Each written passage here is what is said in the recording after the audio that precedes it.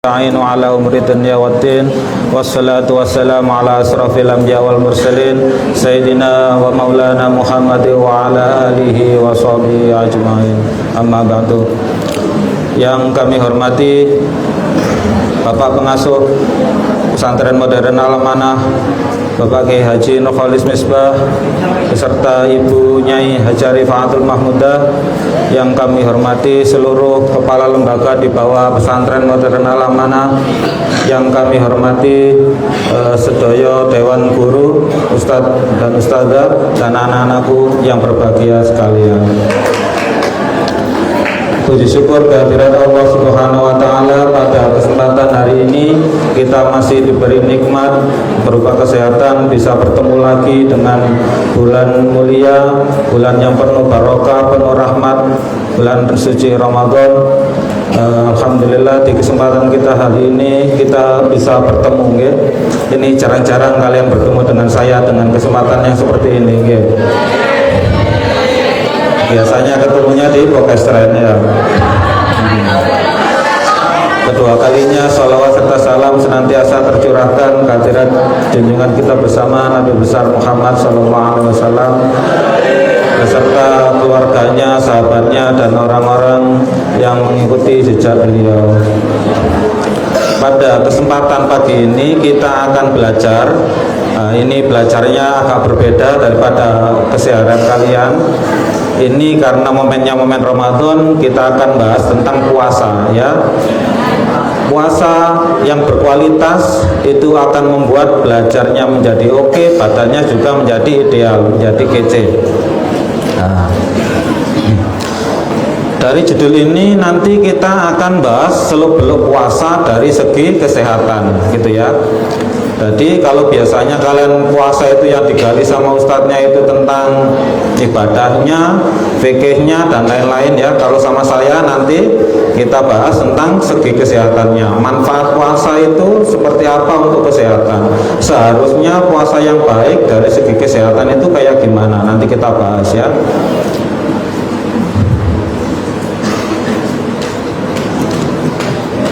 Puasa adalah praktik spiritual universal yang dilakukan oleh berbagai agama di dunia. Diterapkan dari ajaran nabi-nabi terdahulu dari generasi ke generasi dengan pelaksanaan dan tata cara yang beragam. Nah, ini sesuai dengan Al-Baqarah 183, ya, ayatnya, ya. Min qablikum, ya, dari orang-orang sebelum kamu, agar kamu bertakwa. Jadi dari Nabi pertama sampai Nabi Isa sebelum datang Nabi Muhammad, ritual puasa itu semua Nabi menjalankannya. Nah, cuma dengan cara yang berbeda, hari yang berbeda, gitu ya. Contohnya kayak misalnya Nabi Adam. Nabi Adam itu apa yang terkenal puasanya? Puasa tengah bulan, tengah-tengah itu, ya, 14, 15, 16. Ada juga Nabi apa yang kamu tahu, Nabi Daud, ya, sehari berpuasa, sehari enggak, gitu ya. Lalu Nabi Yunus saat ditelan ikan, ya. Lalu Nabi Isa dan Nabi Musa.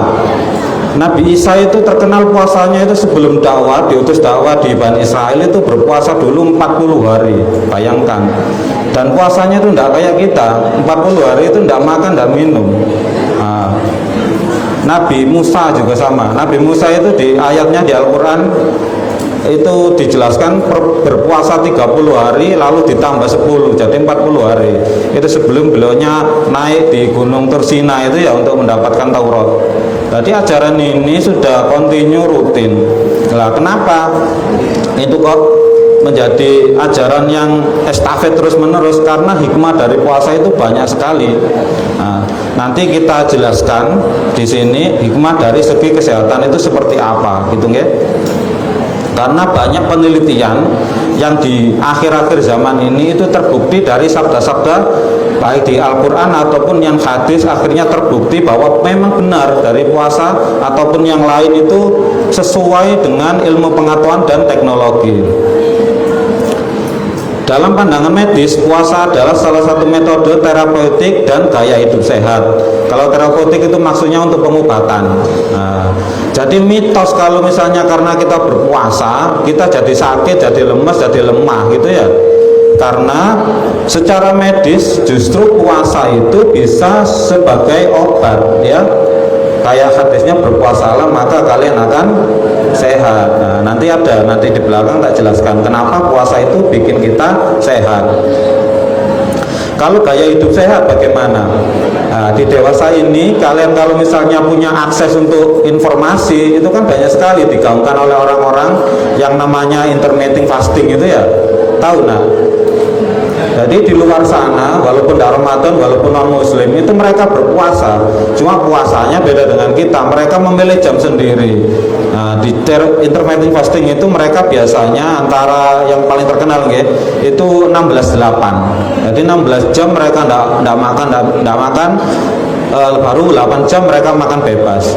Cuma bedanya dengan kita, mereka itu boleh minum, tapi minumnya yang zero kalori, tidak ada gulanya, tidak ada kalorinya, entah air putih, teh pahit, teh tawar, ataupun kopi yang tanpa gula. Nah, itu sebagai terapi untuk mereka.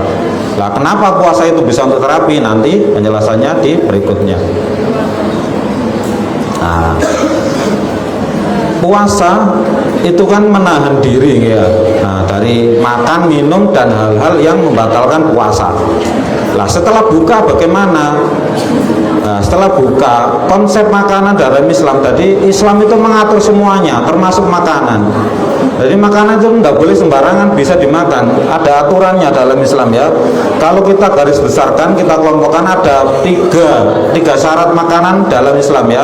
Halalan, thayyiban, dan tidak berlebihan, ya. Kalau penjelasannya kan banyak, ya, di fikih kalian, ya, yang makanan haram itu apa aja, ya, gitu, ya. Yang thayyiban itu maksudnya adalah yang bergizi, mempunyai nilai gizi dan tidak menyakiti kita. Kalau tidak berlebihan itu apa maksudnya? Ada yang bisa jawab? Batasan ringan dari tidak berlebihan itu apa? Kalau orang awam bilangnya, mangannya gak warek-warek gitu, ya, nggak terlalu kenyang, kayak hadisnya berhenti makan sebelum kenyang gitu, ya. Kalau di yang tidak berlebihan itu ada hitungannya, itu namanya kebutuhan atau asupan kalori harian. Nah, nanti di belakang kita jelaskan. Gampangannya gini, ini kan sudah dapat MBG semua kan, ya. Nah, di tiap porsi MBG yang kalian dapat, ini ustadz-ustadzanya biasanya dibuat status, ya. Itu tiap MBG porsi yang kalian dapat itu ada hitungannya. Jadi tiap menu kalian yang kalian makan hari itu ada jumlah kalorinya. Nah, jadi total makanan yang kalian makan itu ada jumlah kalori. Sedangkan definisi dari tidak berlebihan itu adalah jumlah kalori yang kalian makan itu tidak melebihi asupan harian kalori yang dibutuhkan. Nanti berapanya tak jelaskan di belakang. Jadi konsep makanan dalam Islam adalah panduan konsumsi yang menggabungkan antara keabsahan secara syariat, kualitas gizi dan keamanan, serta konsumsi yang proporsional. Itu nggih. Jadi dalam Islam makan aja diatur, tidak boleh asal makan itu, nggih.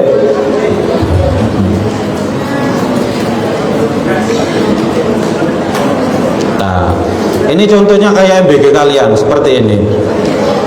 Ini sebenarnya jauh sebelum MBG itu ada program dari pemerintah yang seperti ini. Ini namanya programnya Isi Piringku. Ini kalau kalian ke Pokestren sebenarnya ada ini. Ya cuma kalian tidak pernah konsentrasi di situ, ya. Tembok ditempel ini. Nah, ditempel tapi kalian cuma fokus, ya. Nah, masalahnya kalau kalian ini kan mondok di sini, ya tidak bisa milih makanan, ya. Nah, apa yang ada dimakan. Kalian seusia kalian ini metabolisme atau sistem tubuhnya itu lagi bagus-bagusnya. Seusia 12 sampai 24 tahun itu ibaratnya mesin tubuh itu lagi bagus-bagusnya. Nggak masalah, semuanya masuk asal tidak yang aneh-aneh, misalnya yang tidak berlebihan atau gizi yang benar-benar tidak bagus. Kalau asal semua punya nilai gizi, kalian makan sumber kalian insya Allah tidak ada masalah di tubuh kalian. Jadi pengetahuan ini bisa anggap aja nice to know gitu, ya, yang seperti ini, karena kalian tidak bisa memilih makanan di sini, ya. Idealnya satu piring yang kita makan, kita konsumsi mengandung 4 macam ini. ada makanan pokok, sayuran, buah-buahan, dan lauk pauk dengan jumlah yang idealnya itu ditentukan. Beberapa pakar menggabungkan buah dan sayur menjadi satu. Jadi kalau idealnya makanan pokok itu sepertiga, lauk pauk dan buah-buahan berarti sepertiga ya, 1/6, 1/6. Lalu sayuran sepertiga. Beberapa menggabungkan buah dan sayur jadi satu karena mereka mempunyai fungsi yang sama. Sayuran dan buah itu adalah sumber apa? Vitamin, benar, mineral ya. Kalau karbo, makanan pokok itu karbohidrat ya, mengandung karbo. Lalu lauk pauk mengandung apa protein, pinter. Jadi sumber energi kita yang kita makan itu ada 3 ya, sumber energi. Yang pertama yaitu karbohidrat, yang kedua protein, yang ketiga lemak. Tadi kan harus bilang buah-buahan sayur itu vitamin dan mineral. Vitamin itu tidak bisa dirubah menjadi energi, yang bisa hanya 3, karbohidrat, protein, dan lemak. Ada yang tahu jumlahnya berapa kalau diubah jadi energi? Wes dari ketiganya antara karbohidrat, protein, dan lemak mana yang mengandung energi paling banyak? Siapa yang jawab lemak? Kau padahal jawabannya lemak padahal. Lemak itu 1 gram lemak mengandung 9 kalori. Sedangkan karbohidrat dan protein itu sama, hanya mengandung 4 kalori. Jadi lemak itu dengan gram yang sama lebih dari 2 kali lipat karbohidrat dan protein. Itu sebabnya kenapa goreng-gorengan itu harus dibatasi, karena gorengan itu walaupun dia jumlahnya kecil tapi kalorinya sangat banyak gitu ya. Jadi ini momen puasa, momennya bagus untuk evaluasi pola makan kalian.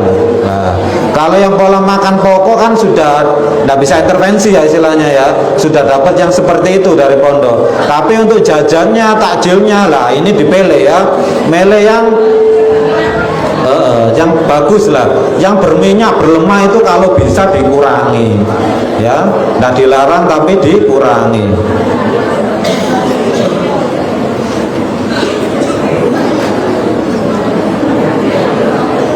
Nah ini tadi kan 4 itu ya, ada fungsinya masing-masing. Karbohidrat sebagai sumber energi yang utama.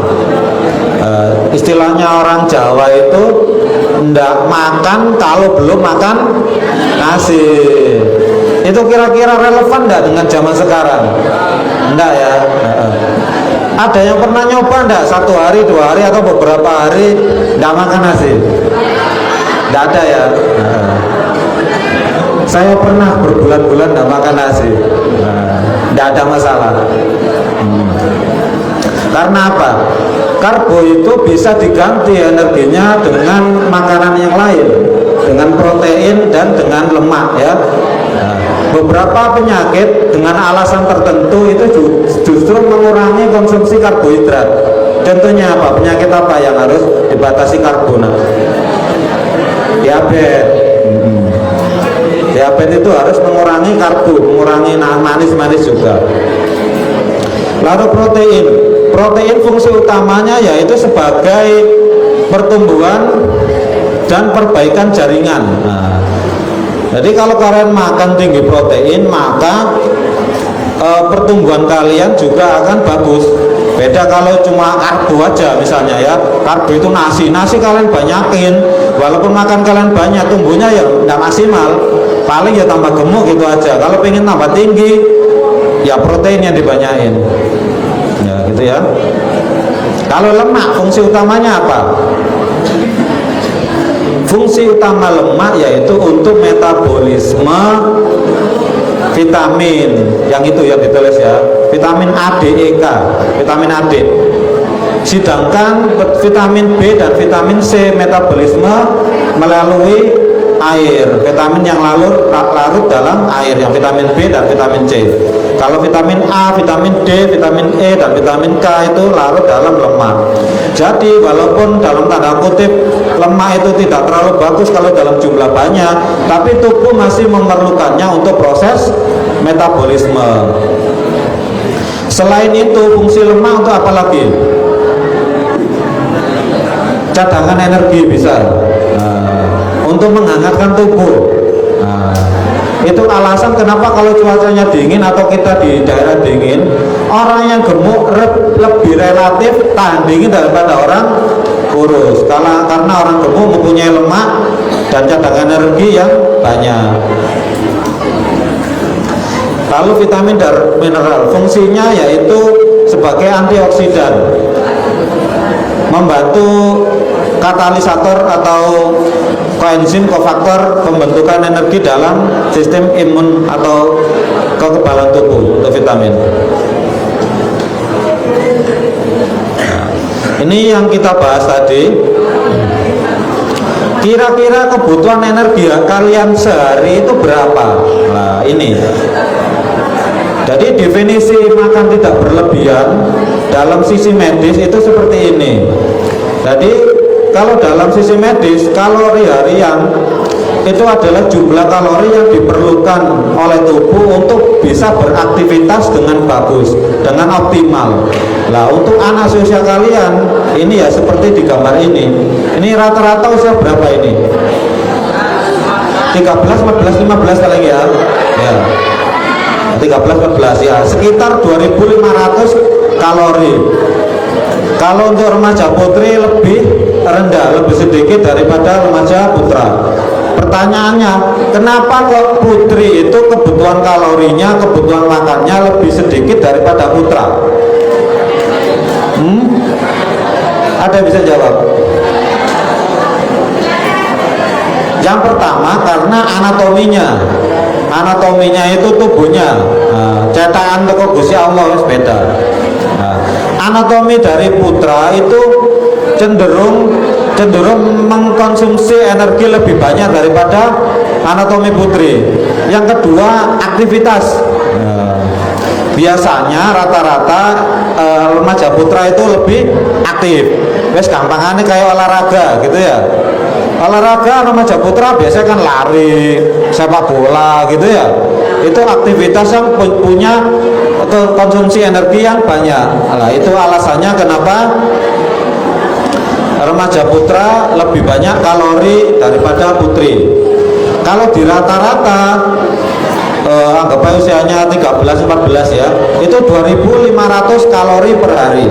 Coba kita hitung kalori kalian secara kasar ya, yang selama ini kalian makan.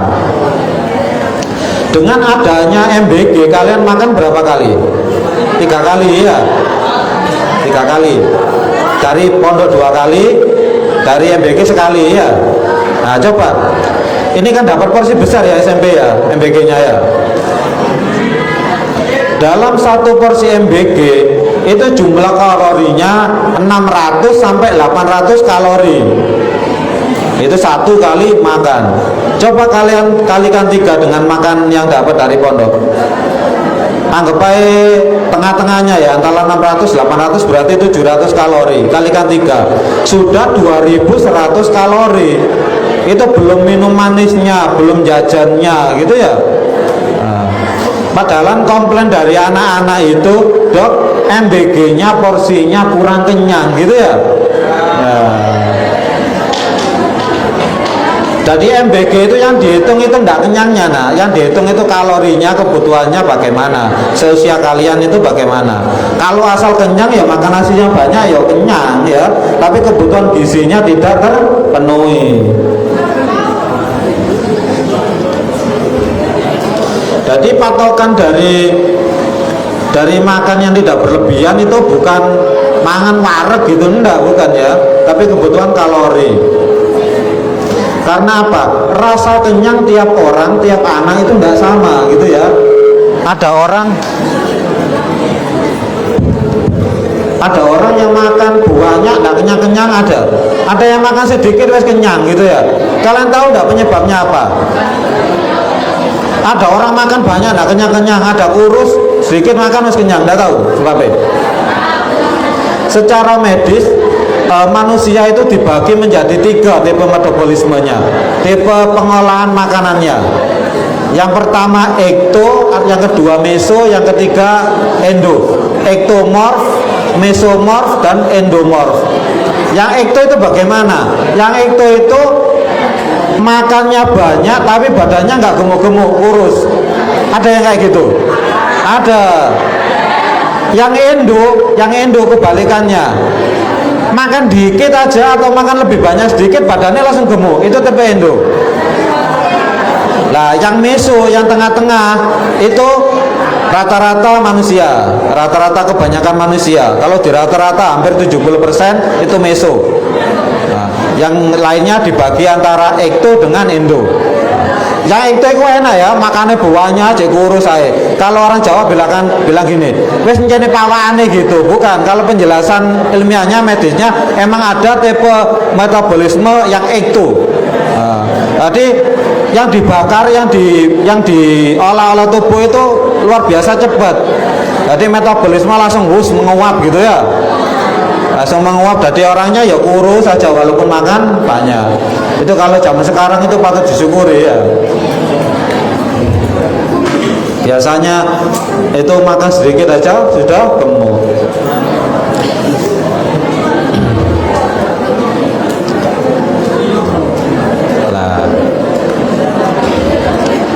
Kalau kita kebanyakan makan, kira-kira apa yang terjadi di tubuh kita? Ini adalah 5 akibat buruk jika kita terlalu banyak makan. Nah, yang pertama yaitu memicu kenaikan berat badan, otomatis itu ya. Apalagi kalau yang saya sebut tadi tipe endo ya. Kalau kita banyak makan, kalori yang tersimpan di tubuh kita juga lebih banyak. Jika dia surplus atau lebih daripada kalori harian, ya kita jadi gemuk, jadi obesitas. Pertanyaannya, mana yang lebih bahaya nak? Kita menjadi obesitas atau kita menjadi kurus kurang gizi? Mana yang lebih bahaya dari kesehatan? Yang obesitas angkat tangan. Gak apa, angkat tangan. Obesitas.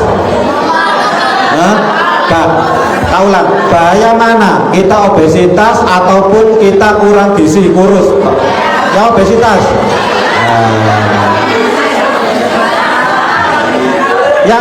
Yang kurus, kurang gizi, angkat tangan. Yang nggak jawab abstain ya, yang nggak jawab. Jawabannya adalah obesitas.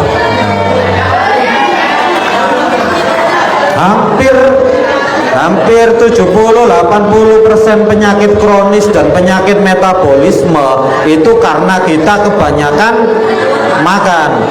Karena kita kebanyakan makan, kita obesitas, akhirnya penyakit itu datang.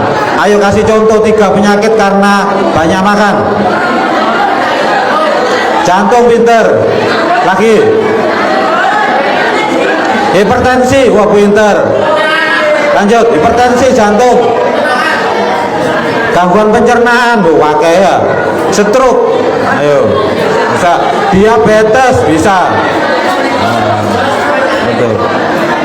Kalau kurang gizi kan stunting ya. Paling infeksi yang datang ya.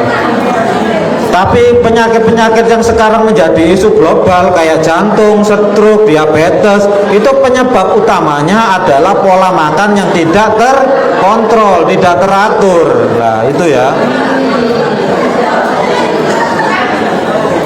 Jadi ini misalnya pengetahuan ini kalau kalian belum bisa dipraktekkan di pondok, anggap saja nice to know ya, untuk pengetahuan nanti bekal di hari depan ya. Karena kalau di pondok kan tidak bisa milih makan ya. Nah, apa yang ada dimakan, tidak apa-apa karena kalian ini masih masa pertumbuhan. Yang kedua yaitu jika kita terlalu banyak makan, maka anak akan menjadi hiperaktif ya gitu. Istilahnya gini kalau kalian guyon sama koncone ya, oh iki mari mangan, baterai ini mari diisi langsung tewingka gitu ya. Lah jadi hiperaktif. Yang ketiga yaitu resiko jantung. Oh, ini jawabannya ditulis ya. Jantung. Kenapa jantung atau penyakit jantung itu ataupun stroke itu diakibatkan oleh makan berlebih? Tahu enggak penjelasannya nak?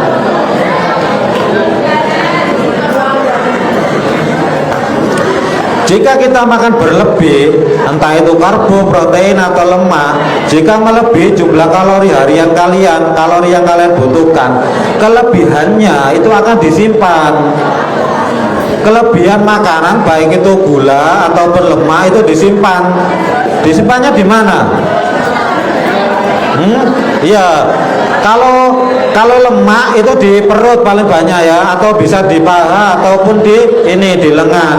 Kalau protein biasanya di hati ataupun di otot bisa. Gula juga bisa di hati atau di otot.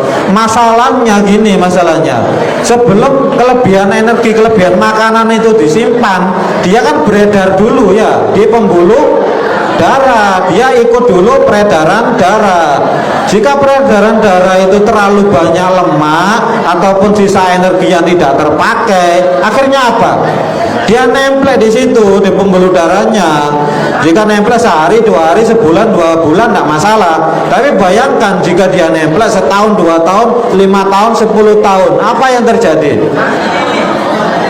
Iya, dia akan menimbulkan penyumbatan di pembuluh darah. Jantung itu kan adanya pembuluh darah koroner yang tersumbat. Nah, makanya penyakitnya jantung koroner. Stroke juga gitu. Stroke itu ada 2 kan ya, ada yang pecah pembuluh darah, ada yang tersumbat pembuluh darah. Stroke yang tersumbat pembuluh darah itu karena pembuluh darah di otaknya tersumbat oleh plak. Plak itu tadi sisa lemak, sisa gula dan lain-lain yang tersumbat di situ. Wes gampangannya gini nak, kalian analoginya gini. Kalau kalian pikir gedung ya, kan semprot-semprot ya. Ya, nah gini, kalau kalian semprot-semprot tandonnya atau sanyonya kan kecepatannya segitu aja ya. Nah, coba bandingkan gini, dengan tekanan yang sama dari sanyo ataupun tandon, pipanya kamu ganti. Biasanya ukuran segini, ganti yang besar gini. Kira-kira yang banter atau yang cepet yang mana? Yang lebih tekanannya besar? Oh, yang kecil dong. Yang kecil. Fisikanya bagaimana? Ayo. Ya, tekanan tinggi atau dengan luas penampang yang kecil, tekanannya kan besar ya. Nah, makanya kalau kalian semprot-semprot pakai selang yang kecil kan buanter banyune. Ya. Kalau tekanannya besar, penampangnya besar, tekanannya ya kecil, mengecil. Wis gampangane. Kalau yang pipa kecil bisa nyemprot sampai 4-5 meter ya. Kalau pipanya besar paling semeter gitu ya. Itu sama analoginya dengan pembuluh darah kita. Anggap aja kalau pembuluh darah yang tersumbat itu pipanya tadi mengecil, jadi tekanannya besar, makanya jadi hipertensi, makanya jadi penyumbatan gitu ya.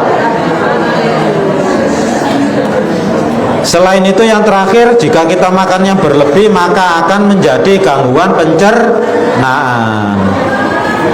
Apa gangguan pencernaan yang sering dialami kalau kita banyak makan? Pinter, diare, cembelit. Kalau mah bisa enggak? Emah itu banyak faktornya, bukan karena banyak makan, tapi makan yang tidak teratur sebenarnya. Mari nggak makan suwe, terus tiba-tiba makan banyak, itu bisa. Nah. Lalu berikutnya, kira-kira saat kita berpuasa sebulan penuh, di tubuh kita itu akan terjadi perubahan apa sih? Fase-fase apa yang harus dilewati saat kita berpuasa sebulan penuh? Kalau biasanya kalian belajar fikih sama ustaz kalian atau belajar agama kan puasa kan dibagi ya, ada 3 ya. 10 hari pertama, 10 hari kedua, 10 hari ketiga ya. Ada rahmat, ada mafiro, itqun minan nar gitu ya. Ternyata di medis juga dibagi nak. Ada bagiannya juga. Di medis ada yang membaginya menjadi 3, ada yang membaginya menjadi 4. Nah, di sini kita tampilkan yang dibagi menjadi 4 ya. Ini. Pada hari pertama sampai hari kedua, atau beberapa pakar membaginya sampai hari ketiga, yaitu fase pengenalan istilahnya ya, tubuh kenalan dengan poso. yaitu kadar gula mulai menurun, denyut jantung dan tekanan darah menurun sehingga tubuh menjadi lemas. Kita sudah melewati fase ini. Ini tubuh kenalan, istilahnya tubuh kaget. Nah, jika kita sebelum puasa Ramadan sudah terbiasa dengan puasa, maka fase ini akan dilewati. Kita tidak akan melewati fase ini. Jadi kita langsung masuk fase yang berikutnya. Jadi sama, nanti tidak jadi 4 jadi 3. Itu alasannya secara medis kenapa 2 bulan sebelum kita berpuasa itu bulan-bulan sunnah untuk berpuasa. Penjelasannya secara medis seperti itu. Bulan Rajab dan Sya'ban kan sunnah ya puasa ya. Itu adalah bulan persiapan kita menuju Ramadan. Jadi saat kita datang Ramadan, kita tidak melewati fase ini, kita langsung lompat fase kedua, yaitu hari ketiga sampai hari ketujuh. Beberapa pakar sampai hari ke-8 menyebut. Tubuh kita mulai menggunakan lemak sebagai sumber energi, sistem pencernaan mulai beristirahat, aktivitas dan kekebalan tubuh, sistem imun meningkat. Jadi gini, kalau yang awal-awal bagi orang-orang yang tidak pernah puasa sunnah sebelum Ramadan itu kan lemes ya. Kalau hari ketiga sampai hari ke-7 sampai hari ke-8 itu sudah mulai beradaptasi. Misalnya hari segini ini sudah normalnya ya. Normalnya sudah tidak terlalu lemes lagi karena sudah sistem tubuh itu sudah mulai kenal dengan puasa. Jadi pengolahan energinya sudah bisa lebih bagus daripada awal-awal puasa.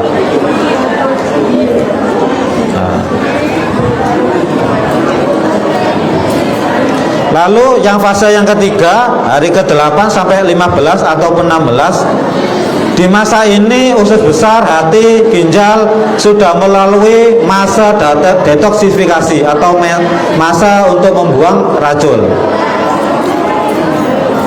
Sebenarnya detoksifikasi itu sudah mulai terjadi di hari awal puasa, tapi dia mulai maksimal setelah memasuki hari ke-8. Detoksifikasi itu adalah mekanisme tubuh untuk membuang racun. Itu bisa terjadi saat tubuh kita tidak ada asupan nutrisi atau tidak ada makanan yang masuk setelah lebih dari 12 jam. Jadi saat kalian 12 jam tidak makan, itu tubuh kalian akan bisa mengurai racun-racun dari dalam tubuhnya. Jadi kalau kita Indonesia puasanya kan sekitar 13 atau 14 jam ya, 13 lebih lah. Itu sudah bisa melalui proses detoksifikasi. Kalau Imam Ghazali kan bagi puasa jadi 3 ya. Puasanya orang awam, puasanya orang khusus, dan puasa khawas ya, istimewa yang lebih khusus lagi ya. Di medis itu ternyata ada juga pembagian puasa. Yang pertama itu defisit kalori fasting, yaitu puasa dengan mengurangi jumlah kalori harian yang biasanya kita makan. Jadi yang defisit kalori fasting itu tidak ditentukan jamnya, menunya juga tidak ditentukan, tetapi yang ditentukan adalah kalorinya harus turun. Biasanya sekitar 20-30% kalori harian. Lalu puasa yang kedua dari medis itu namanya intermittent fasting. Nah, itu yang sekarang lagi ngetren itu ya di orang-orang di luar itu ya. Jadi intermittent fasting itu yang paling umum itu 16-8. Jadi 16 jam tidak makan, dan mereka saat makan itu juga diatur porsinya, tidak boleh sembarangan. Lalu puasa yang jenis ketiga, nah itu kalau disebutkan itu namanya detoksifikasi fasting. Jadi itu tujuannya memang untuk detoksifikasi, untuk menyembuhkan penyakit. Lah itu saat mereka berbuka kalorinya itu sedikit sekali, dan mereka tidak pakai karbo. Jadi gini, sudah tidak makan berjam-jam, dan saat buka tidak boleh ada karbo sama sekali. Itu detoksifikasi fasting. Jadi ada kesesuaian antara syariat Islam atau pembagian secara religi dan dengan sains, dengan kesehatan.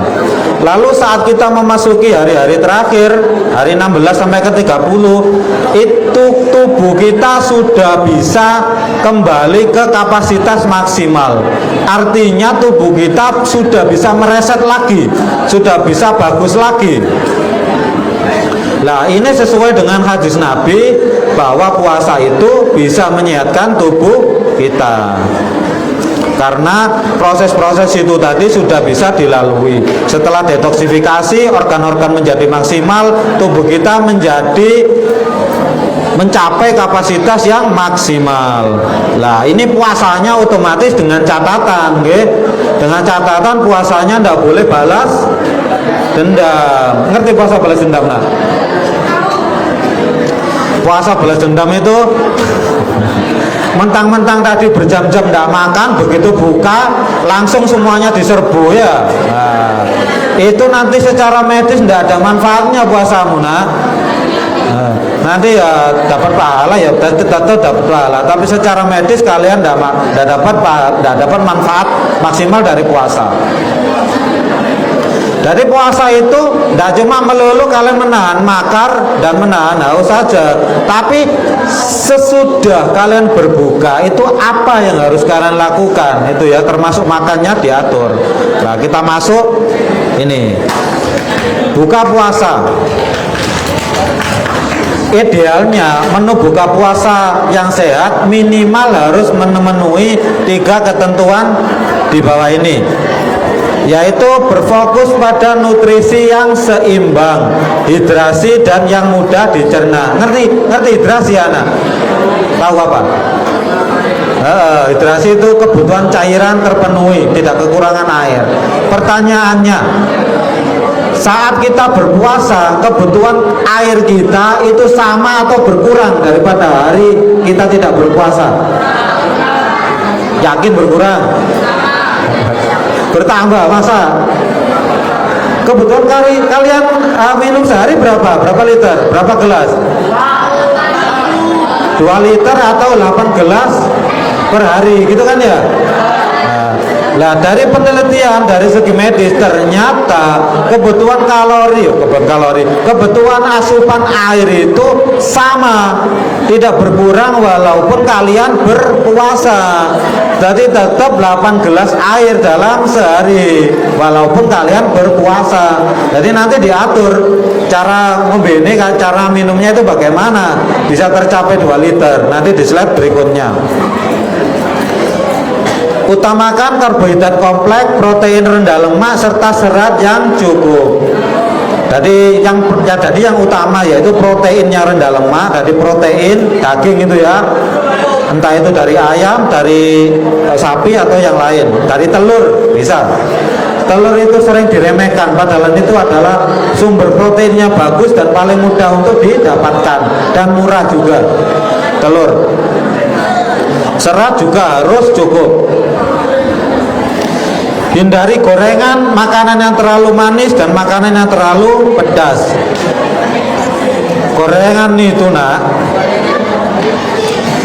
kalau salah satu makanan dengan kalori paling tinggi, gorengan. Rata-rata gorengan itu mengandung 100 sampai 300 kalori untuk satu butir gorengan.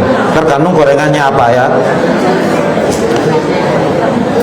Kalau kita tidak jaga gorengan, itu setelah puasa yo efek detoksifikasi, badannya sehat tidak akan tercapai. Sekarang saya tanya, bagaimana caranya agar kita buka, kita sahur itu tidak terlalu banyak makan yang berlebih, tidak balas dendam. Tahu tidak caranya? Jadi sebelum kita makan, sebelum joko gorengan atau sebelum makan besar, yang pertama dilakukan yaitu minum air putih 1 gelas. Ya kayak Nabi berbuka itu kan ya air putih sama kurma gitu ya awalnya.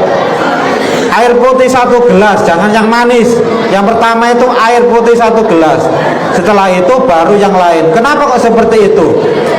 Ada yang tahu jawabannya? Balik ke hadis Nabi bahwa isi perut itu sepertiga makanan, sepertiga cairan, sepertiga gas. Nanti matan hadisnya tanya ke ustadznya ya.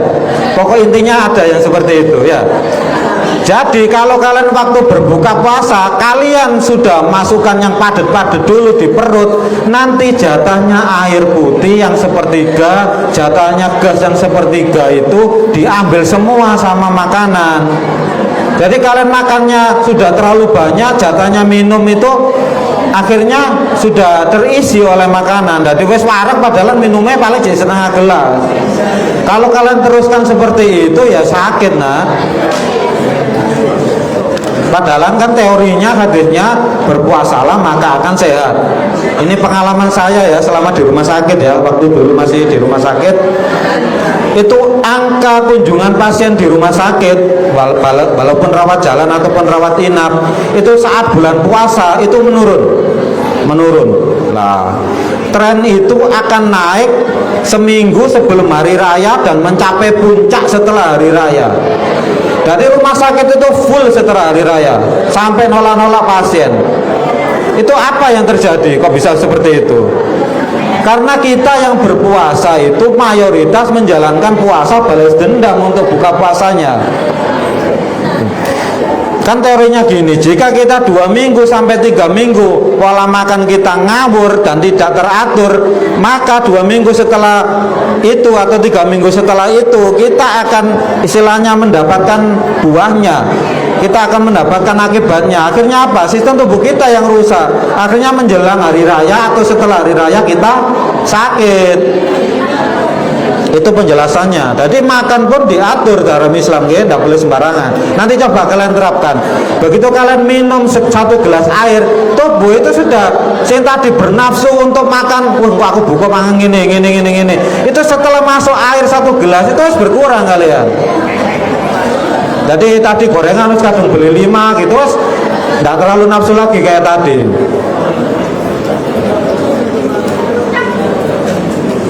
Lalu sekarang sahur.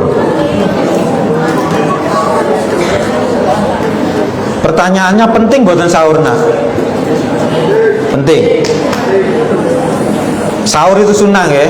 Nah, sahur sunnah. Tapi walaupun sunnah itu banyak sekali hikmahnya, penting banget. Yang pertama, saat sahur itu apa yang harus dilakukan? Oh, ini lagi-lagi ya, hindari gorengan, terutama yang banyak-banyak lemak, banyak minyak. Perbanyak konsumsi protein untuk menunda rasa lapar lebih lama. Karena diantara karbohidrat, protein, dan lemak, itu protein adalah zat yang paling lama dicerna oleh tubuh kita. Jika kita sahur banyak protein, maka kenyang kita akan lebih lama. Konsumsi buah dan sayur secukupnya. Buah dan sayur kan mengandung serat. Serat itu sama. Serat itu adalah zat yang lama diserap oleh tubuh. Jadi kita lebih kenyang dalam waktu yang lama. Minum air putih yang cukup. Batasi makanan dan minuman manis. Kenapa kok saat sahur kita harus batasi makanan dan minuman manis? Ada yang tahu jawabannya? Tidak tahu. Kalau buka kan manis ya. Nah, buka manis itu kan memang dari karbohidrat, protein, dan lemak yang paling mudah diserap tubuh kan karbo ya. Karbo kan ada 3 ya. Pelajaran biologi. Monosakarida, disakarida, polisakarida. Kalau karbo kan ya. Yang monosakarida itu kalau gula pasir kayak gitu ya. Dari minuman manis itu mono semua. Itu begitu masuk di tubuh, masuk ke lambung, masuk ke perut ya langsung diserap. Karena dia simple karbohidrat simple. Jadi makan manis saat berbuka itu bisa langsung menggantikan energi yang hilang saat kita berpuasa. Loh, kenapa kok saat sahur itu malah justru dibatasi makanan yang manis? Secara biologi saat kita bangun tidur itu kadar insulin juga akan naik. Nah, kadar insulin akan naik.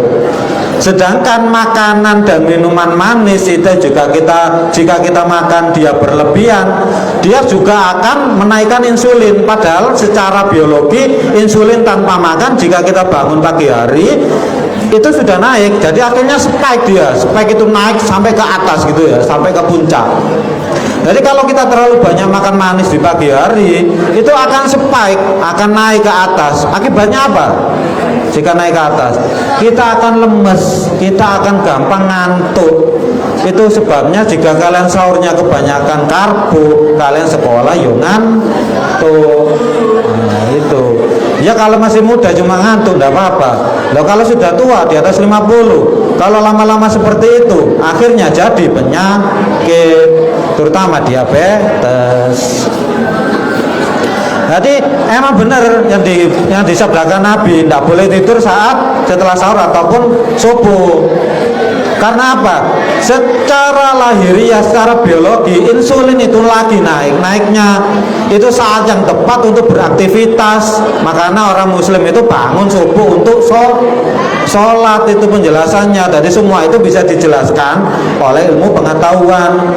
Jadi kalau kalian sahur terus tidur, ya efek itu tidak tercapai. Nah, jadi sudah naik gini terus kalian tidur, ya turun lagi. Padahal efek dari kenaikan insulin itu ada satu hormon yang ikut naik, namanya serotonin. Serotonin itu hormon yang bisa menyebabkan kita santai, kita rileks, kita bahagia. Tapi kalau dia buat tambahi karbo minuman manis, akhirnya insulinnya naik, spike, serotoninnya juga naik, akhirnya yuk ngantuk itu tadi. Gitu ya. Jadi semua ada penjelasannya. Lah ini 8 gelas air itu seperti apa?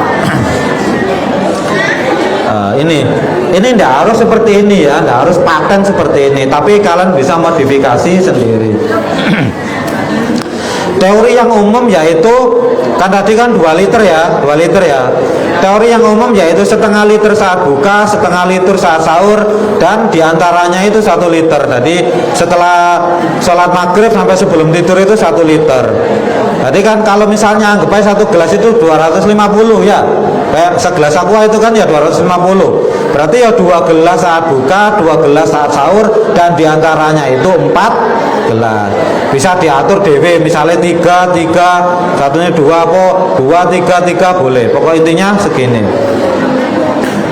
Pertanyaannya, boleh enggak kita lebih dari ini? Boleh. Kelebihan air, jika kita berlebih minum air akan dibuang, diekskresi lewat urin ya. Lalu ini kiat-kiat bugar selama puasa. Nah, ini sebenarnya sudah ada yang tadi ya. Konsumsi karbohidrat kompleks, pastikan tidur cukup. Jadi gini, walaupun puasa tidur itu harus cukup. Jadi teorinya bukan 8 jam ya, ini 8 jam itu banyak ahli yang menentang ya. Banyak yang tidak setuju. Paling tidak ya 6 jam lah cukup. Lah untuk menggantikan jam yang terpotong, nah jam yang terpotong untuk sahur itu idealnya kapan? Kapan diambil? Diambilnya bukan saat setelah sahur atau subuh kalian tidur ya, saat siang ya. Tahu istilah power nap nak? Power nap pernah dengar? Nap itu kan tidur siang. Power nap itu tidur siang yang berkualitas. Itu ada penelitiannya. Ada penelitian di Amerika itu bahwa kesimpulannya, jika kita tidur siang yang berkualitas minimal 20 menit dan maksimal tidak boleh lebih 60 menit 1 jam, maka kita akan mendapatkan metabolisme yang lebih bagus, meningkatkan kewaspadaan sampai 35% gitu ya, dan menekan laju metabolisme yang berlebih sampai 15%. Itu hanya tidur siang loh. Jadi sesuai dengan hadis juga ya, semua ada penjelasannya. Tidur sianglah kamu karena setan itu tidak pernah tidur siang loh. Di medis ternyata dibuktikan, cuma yang neliti bukan orang Islam ya. Ini tugas kalian besok ini. Kalian orang Islam bukan hanya punya iman dan takwa, punya ilmu pengetahuan dan teknologi juga ya. Jadi kalian ini di Al-Quran dan hadis itu masih banyak hal yang belum bisa dibuktikan. Tujuan kalian nanti membuktikannya. Gini, Quran dan hadis itu pasti benar. Masalahnya itu sudah terbukti atau belum, gitu ya. Nah, selama ini yang membuktikan orang luar semua, kayak tidur siang tadi, kayak puasa, kayak pernah saya singgung itu proses regenerasi sel autofagi itu yang menemukan orang Jepang. Dia ahli biologi menemukan bahwa setelah kita tidak makan 12 jam, maka sel-sel yang bagus, yang sehat itu bisa memangsa sel-sel yang rusak, bisa memangsa sel-sel kanker. Makanya sekarang di rumah sakit yang elit di seluruh dunia itu ada namanya zero terapi, zero kalori terapi. Jadi ada jam-jam tertentu pasien itu sama sekali tidak boleh makan. Mereka dipasang alat di sini untuk memacu atau untuk mengontrol tensinya berapa, metabolisme berapa, denyut nadi berapa, gula darah berapa. Kalau yang di sini yang terdekat itu di Singapura ada, di Malaysia ada juga. Itu terapi. Jadi tidak cuma sekedar teori puasa itu sehat, mereka menerapkannya. Jadi mereka dipantau. Bahkan ada suatu daerah di Belanda, di Amsterdam, itu mereka itu khusus menerima pasien-pasien dengan gangguan ini, gangguan mental. Bukan gangguan mental idiot atau gila, bukan ya. Maksudnya depresi kayak gitu ya, atau Alzheimer gitu. Jadi mereka itu khusus menerima pasien-pasien seperti itu. Nah, terapinya bagaimana di sana? Terapinya ternyata enggak kayak rumah sakit ya, kayak perkampungan gitu, tapi didesain seperti itu. Mereka itu ada program puasa oleh mereka. Ada program puasa. Jadi mereka beraktivitas seperti biasa, cuma dipantau oleh dokter dan tenaga medis lain. Dan salah satu terapinya puasa. Jadi penelitian membuktikan bahwa puasa itu meningkatkan kecerdasan, gitu ya. Tadi wis tak jelaskan di awal, saudara jelaskan bahwa ritual puasa itu ritualnya nabi-nabi dan orang-orang soleh. Karena kamu ingat nggak, salah satu sifat dari nabi itu apa? Satu, yang fatona, cerdas ya. Ternyata kecerdasan itu bisa ditingkatkan dengan berpuasa. Ada penelitian dari Belanda dan dari Amerika yang namanya BDNF. BDNF itu suatu zat di dalam otak itu akan meningkat minimal 2 kali lipat dan maksimal 10 kali lipat saat kita berpuasa. Nanti kalau saat kalian di rumah coba googling manfaat berpuasa dari segi medis, penelitiannya apa, nanti keluar ada semua. Ada zat di dalam otak BDNF, brain derived neurotropic factor. Berarti BDNF itu naik 2 kali lipat untuk orang-orang yang berpuasa minimal. Bahkan ada beberapa subjek itu meningkatnya sampai 10 kali lipat. Kalau di rata-rata mereka meningkatnya 4 kali lipat. Itu ada penelitiannya. Itu banyak sampelnya. Sampel besar. Itu lama. Jadi itu membuktikan bahwa puasa itu ritualnya orang-orang soleh. Lah kenapa sekarang kok orang-orang Islam itu puasanya ya seperti ini? Makanya orang-orang yang cerdas ngapunten kebanyakan tidak dari golongan kita ya. Nah, kayak peneliti-peneliti padahal dulu waktu era-era kejayaan Islam, semua peneliti itu dari kita semua. Lalu balik ke ini ya, konsumsi yang mengandung serat. Cukup air putih tadi 2 liter, bisa lebih tergantung kapasitas tubuh masing-masing. Kurangi makanan yang mengandung garam, minyak, dan gula. Lalu ini yang terakhir penting, pertahankan aktivitas fisik yang dilakukan sebelum puasa. Pertanyaannya, kira-kira saat kita berpuasa masih perlu buatan olahraga? Masih. Biasanya kan kalau sore kan lihat anak-anak lari ya. Nah, ini waktu puasa ini jarang ini saya lihat ini. Nah, enggak boleh. Wah, kayaknya enggak boleh, nanti butuh penelitian ini ya nanti ya. Ternyata justru saat puasa olahraga itu dianjurkan. Nah, masalahnya pertanyaannya olahraga yang seperti apa? Waktunya yang bagaimana? Itu nanti tak jelaskan di belakang. Oke.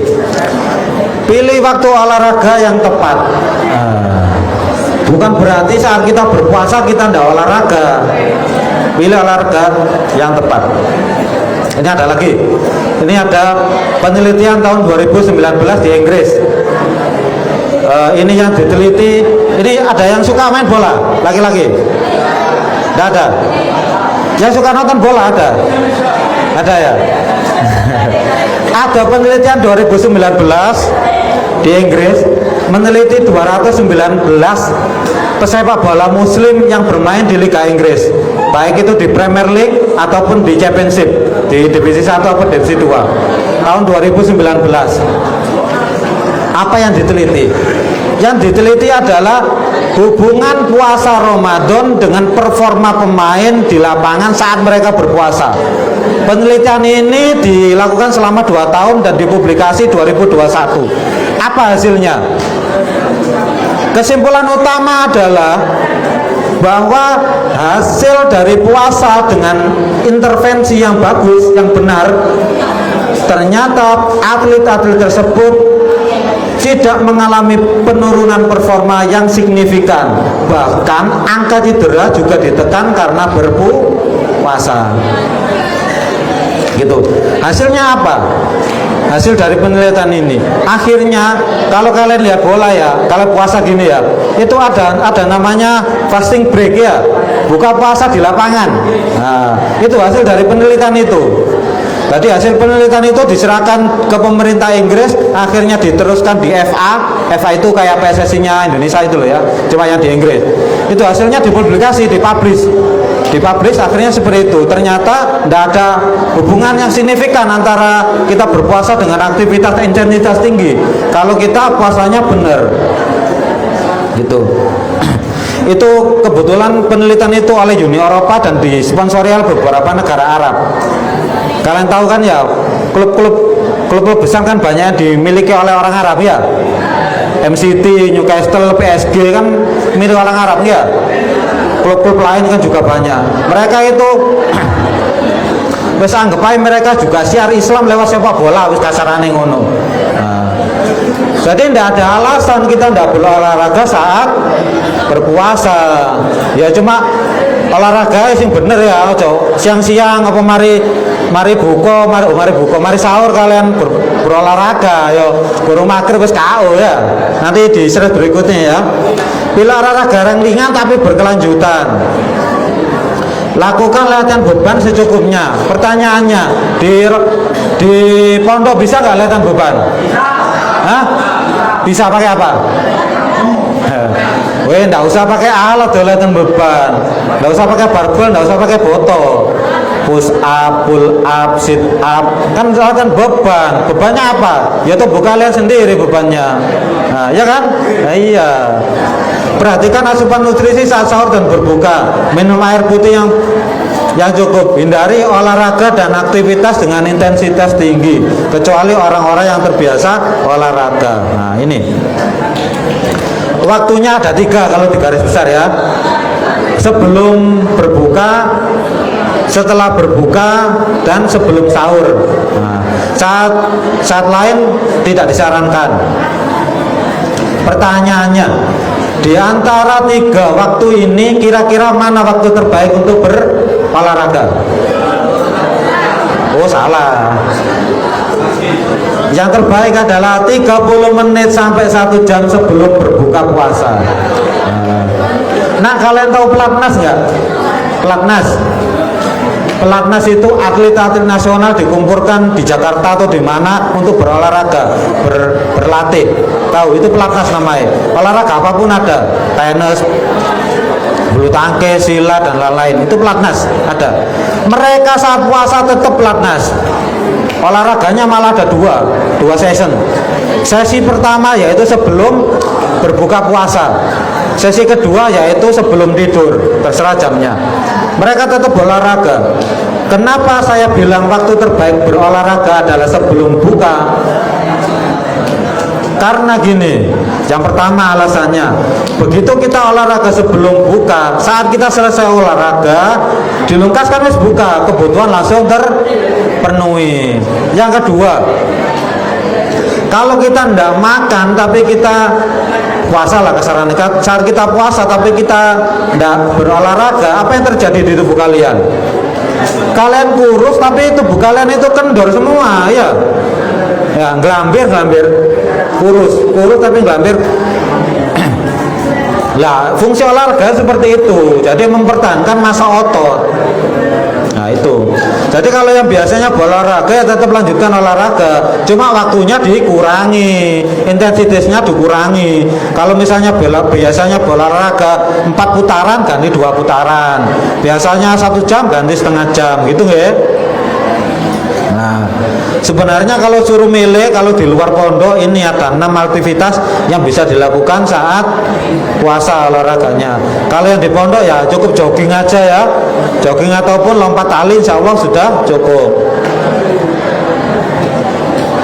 Nah, lalu kalau puasa bisa enggak berat badan kita turun? Sangat bisa. Saat kita berpuasa berat badan kita bisa turun 3-5 kilo. Yang jadi masalah, bisa nggak kita mempertahankan berat badan ini setelah lebaran? Nah, itu masalahnya. Sebulan kita jogo badan kita, saat lebaran wes los semuanya. Jadi saat puasa turun 3-5 kilo, setelah lebaran naiknya 8 kilo. Nah, saya dapat pasien seperti itu banyak sekali. Pokoknya eling-eling nak, kalori terbanyak itu ada di lemak, wes. Goreng-gorengan, jajanan rionya itu semuanya berlemak semua. Ada menteganya, ada minyaknya semua ya. Harga margarinnya semuanya. Belum lagi yang manis-manis. Ya. Jadi intinya sama ya, protein. Justru kalau ingin turun berat badan itu harus sahur, bukan tidak sahur ya. Terus lagi tidak boleh balas dendam. Nah, lalu ini kegiatan belajar selama puasa. Tadi ya bisa jelaskan ya. Saat puasa ada protein di otak, hormon BDNF yang naik. Jadi puasa dapat meningkatkan kualitas belajar melalui disiplin diri, fokus yang lebih tajam dan peningkatan fungsi kognitif otak. Sejalan dengan peningkatan BDNF. Dengan manajemen waktu yang baik, puasa dapat meningkatkan ketahanan mental, kesabaran dan motivasi untuk berprestasi. Jadi tidak ada alasan kalau kalian pengen pinter itu tidak puasa itu ya harus puasa ya. Puasanya tidak cukup Ramadan, boleh puasa sunnah. Kalian ini masih muda, harus mencoba hal-hal baru, hal-hal yang positif. Tadi kan kita jelaskan di awal, puasanya Nabi itu banyak, kalian boleh pilih salah satu. Tips menjaga semangat belajar, konsumsi makanan bergizi, harus cukup air, tidak boleh tidur setelah sahur. Istirahat yang cukup, mengatur jam belajar, menjaga stamina tubuh. Nah ini puasa itu bisa untuk detoksifikasi dan peningkatan imun. Jadi setelah kita berpuasa saat Ramadan, idealnya kita menjadi lebih sehat karena terjadi proses pembuangan racun di tubuh kita. Sel-sel kita menjadi beregenerasi. Jadi kalau misalnya bapak-bapak, ibu-ibu ada yang ingin lebih awet muda, meremajakan diri, salah satu solusinya dengan berpuasa. Karena puasa bisa meningkatkan regenerasi sel. Sistem imun juga bisa meningkat, bisa maksimal 10 kali lipat. Nah ini yang terakhir, manfaat berpuasa. Nah, sebenarnya banyak sekali ya, ini kita sebut 9 aja. Ini sebagian sudah kita jelaskan di depan. Yang pertama yaitu puasa bisa memperbaiki kondisi medis. Beberapa penyakit tertentu bisa sembuh dengan berpuasa secara kontinu, seperti diabetes, penyakit jantung, stroke, penyakit Alzheimer. Alzheimer itu tidak bisa disembuhkan tapi bisa dikurangi, bisa ditekan. Gangguan kecemasan seperti orang depresi, gangguan tidur bisa dijelaskan, bisa dikurangi, diminimalisir dengan berpuasa. Bahkan kanker juga bisa.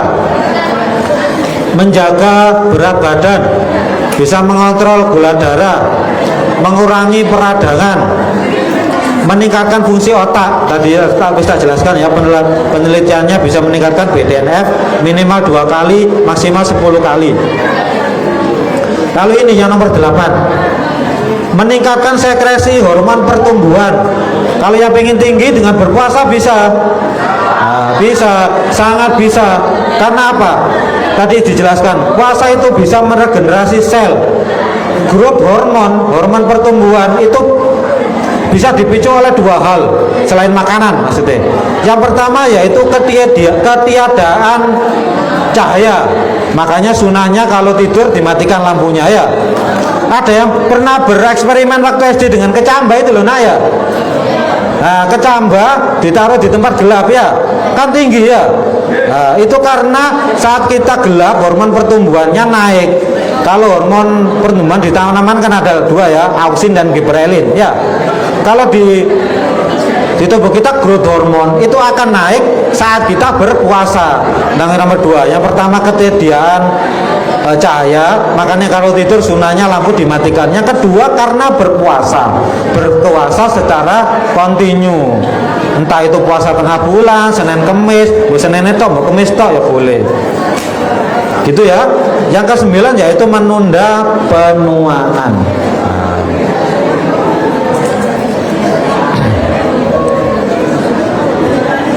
Sampai di slide terakhir. Semoga apa yang kami sampaikan pada pagi hari ini bisa menambah ilmu,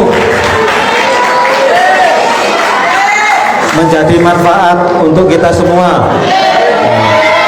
Dan dengan bertambahnya ini, puasa kita bukan lagi puasa balas dendam.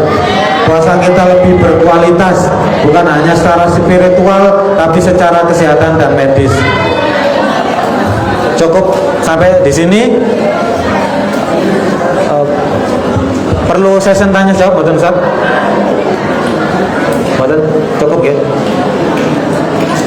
Apabila ada kekurangan, kami mohon maaf yang sebesar-besarnya. Assalamualaikum warahmatullahi wabarakatuh.